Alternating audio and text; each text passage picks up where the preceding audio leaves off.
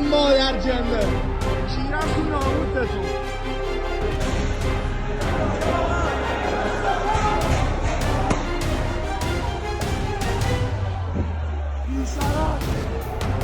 بی‌شرفای حرومزاده. ইরানের রাস্তায় এখন দাউ দাউ করে জ্বলছে মানুষের রাগের আগুন। রাজধানী তেহরান থেকে শুরু করে মাসদাত পর্যন্ত ছড়িয়ে পড়েছে তুমুল অশান্তি। তেহরানের গ্র্যান্ড বাজার পুরোপুরি বন্ধ, পাথরবাজি, আগুন জ্বালানো এবং তার জবাবে টিয়ার গ্যাসের ব্যবহার। পরিস্থিতি এখন হাতের বাইরে। অন্যদিকে শত্রুদের নজর এখন সরাসরি ইরানের উপর। আর এর মধ্যেই ইরান আমেরিকার বিরুদ্ধে একটা বড় ঘোষণা করে দিয়েছে। তারা সাফ জানিয়ে দিয়েছে, প্রথম হামলা আমরাই করব, আমাদের মিসাইল তৈরি আছে। এরই মধ্যে খবর রটেছে যে আরব আমিরাতে নাকি ইসরায়েল তাদের মিলিটারি বেস বা সেনা ঘাঁটি বানাচ্ছে, কিন্তু এই খবরে আওয়াজ বেশি, প্রমাণ জিরো। দর্শক, সবার আগে ইরানের পরিস্থিতির দিকে তাকানো যাক, যা খুব দ্রুত খারাপ হচ্ছে। রাস্তায় নামা মানুষের প্রতিবাদ এখন আর শুধু স্লোগানের মধ্যে আটকে নেই। অনেক শহরে আগুন জ্বালানোর ঘটনা শুরু হয়ে গিয়েছে। পরিস্থিতি এমন পর্যায়ে পৌঁছেছে যে নিরাপত্তা বাহিনী এবং আন্দোলনকারীরা একে অপরের মুখোমুখি দাঁড়িয়ে সংঘাতে জড়িয়ে পড়েছে। আপনারা স্ক্রিনে যে ফুটেজগুলো দেখছেন তা সত্যি চমকে দেওয়ার মতো। এগুলো গতকাল 6ই জানুয়ারির ছবি। তেহরান সহ বিভিন্ন শহর থেকে এই ছবিগুলো এসেছে। মাত্র 9 দিন আগে জিনিসপত্রের দাম বৃদ্ধি এবং ইরানের মুদ্রার দাম পড়ে যাওয়ার কারণে যে রাগ মানুষের মনে জমেছিল তা আজ রাস্তায় নেমে এসেছে। আর এখন মনে হচ্ছে এই রাগ ইরানের শত্রুদের জন্য একটা বড় হাতিয়ার হয়ে উঠছে। শত্রু দেশগুলো তো মুখিয়ে আছে, তাদের জিভে জল আসছে এটা ভেবে যে এই আন্দোলনকারীদের যদি নিজেদের কাজে লাগানো যায়, হতে পারে এই ভিড়ের মধ্যে তাদের কিছু লোক চলেও এসেছে। পরিস্থিতি এতটাই থমথমে যে আমেরিকা বা ইসরায়েলের কোনো চালকেই এখন হালকাভাবে নেওয়া যাবে না। তেহরানের ঐতিহাসিক গ্র্যান্ড বাজারে আন্দোলনকারীরা ধর্নায় বসেছিল। প্রত্যক্ষদর্শীরা বলছেন পরে সিকিউরিটি ফোর্স সেখানে টিয়ার গ্যাস চালায় এবং বাজার পুরোপুরি বন্ধ করে দিতে হয়। তাহলে দর্শক, ভাবুন একবার, শতাব্দীর পর শতাব্দী ধরে যে বাজার ইরানের অর্থনীতি আর রাজনীতির হৃৎপিণ্ড ছিল, সেই তেহরানের বাজার আজ নিজেই আগুনের গ্রাসে। আজ নিয়ে টানা 10 দিন ধরে বিক্ষোভ থামেনি। মাসদাত, লাহাজান সহ বহু শহরে স্লোগান, ধর্মঘট এবং র্যালির খবর পাওয়া গেছে। তেহরান আর অন্যান্য শহরের দোকানদাররা ভয়ে শাটার নামিয়ে দিয়েছেন।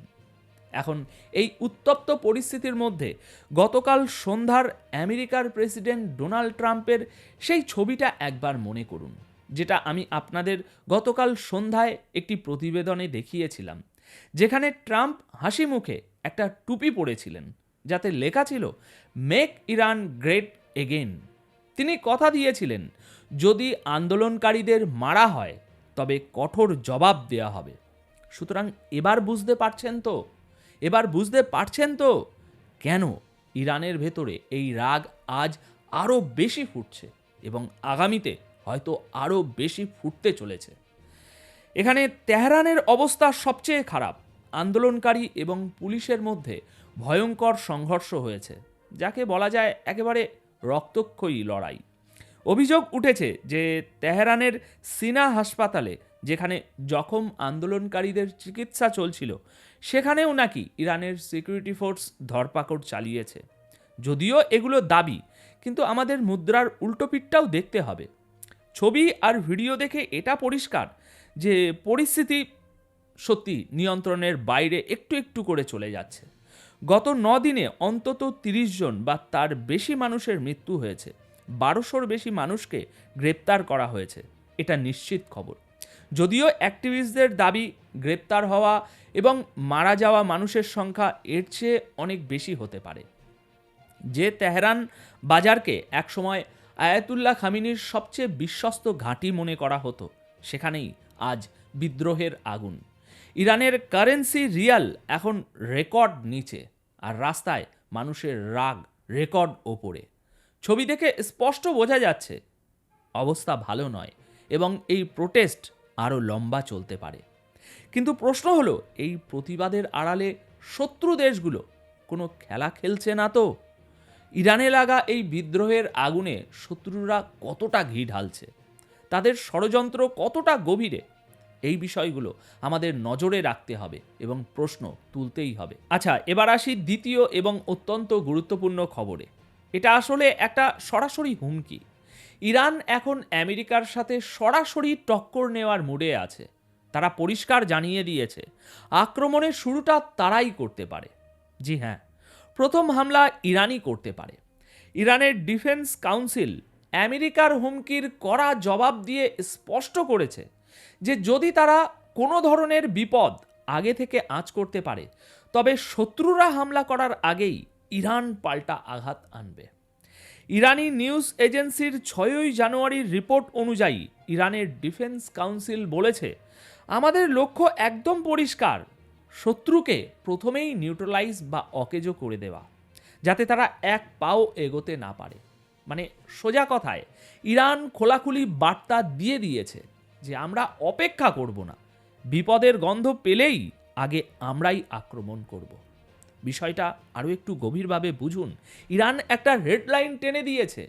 সুপ্রিম ডিফেন্স কাউন্সিল, যারা ইরানের সামরিক সিদ্ধান্ত নেওয়ার সর্বোচ্চ ক্ষমতা রাখে, তারা বলছে যদি দেশের বিরুদ্ধে শত্রুতাপূর্ণ আচরণ চলতে থাকে, তবে জবাব শুধু পরে নয়, আগেও দেওয়া হতে পারে। অর্থাৎ হামলার জবাব দেওয়া হবে না, সোজাসুজি হামলাই করা হবে। বিবৃতিতে বলা হয়েছে, হুমকি দেওয়া বা দেশের অভ্যন্তরীণ ব্যাপারে নাক গলানো আর সহ্য করা হবে না। ইরান সাফ জানিয়ে দিয়েছে যে তাদের নিরাপত্তা, স্বাধীনতা এবং ভৌগোলিক অখণ্ডতা এগুলো তাদের রেড লাইন, কেউ এটা ক্রস করতে পারবে না। দর্শক, এই পলিসিটা হলো ডিটারেন্স এবং রেডিনেসের উপর ভিত্তি করে। এই অঞ্চলে টেনশন বাড়ছে, পরের পদক্ষেপ কি হবে, কার হবে, সবার নজর এখন সেদিকেই। আগামী 48 ঘন্টা থেকে 72 ঘন্টা ইরানের জন্য খুব গুরুত্বপূর্ণ হতে চলেছে, আপনারাও নজর রাখুন। তো দর্শক, পুরো চিত্রটা একবার মিলিয়ে দেখুন। একদিকে ইরান বলছে আমরা আগে হামলা করব, অন্যদিকে তাদের ঘরেই আগুন জ্বলছে, জনগণ রাস্তায়, সব মিলিয়ে এক জগা খিচুড়ি অবস্থা।